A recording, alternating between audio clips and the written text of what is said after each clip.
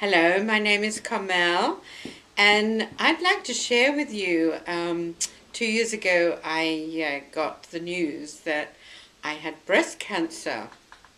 It was from a scan, and they picked up some lumps, and I went into a bit of a shock, like, who, me? And it was like, and I just told everybody, and I had so much advice: do this, eat that. I did have two operations because I really think energetically, if you have manifested an illness, it's better to have it taken away. So I did that, and then I dealt with the underlying emotions. So for me, breast cancer was a gift because instead of taking care of a lot of other people, I was forced to go inside and look at where I held on to any anger, resentments. I was cross at people. Anything I'd held on to, I knew that was really the cause of cancer, because your body doesn't lie and it's telling you there's some unresolved issues here.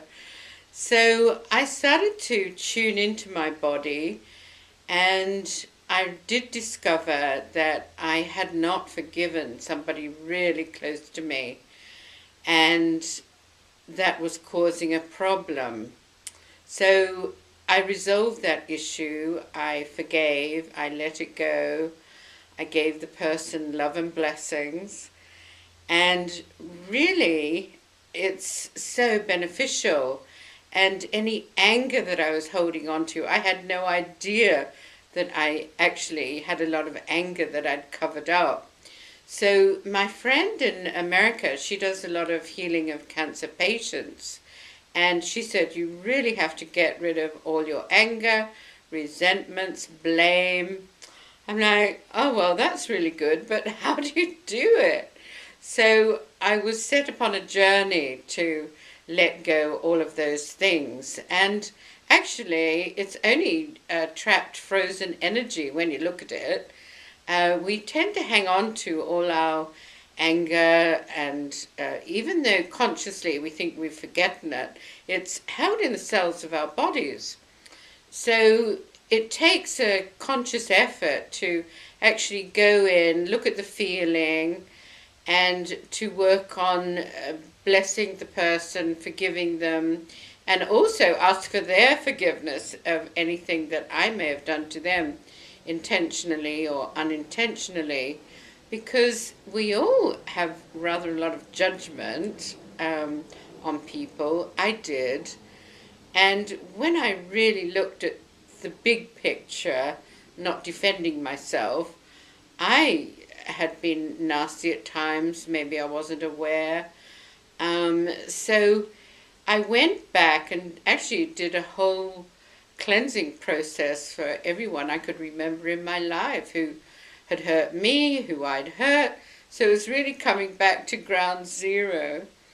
And the amazing thing was, I started to feel lighter and lighter, and happier and happier, and my heart opened more and more.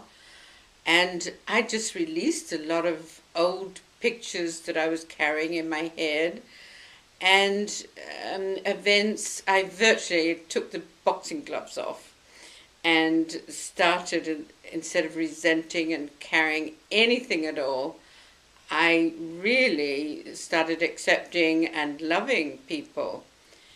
And more, it's like the love can flow through me now, and it's like a flowing river, and love showering through me, and it is just wonderful. I hadn't realized I did it because of the breast cancer, but hadn't realized all of the benefits. All of a sudden my life started working perfectly.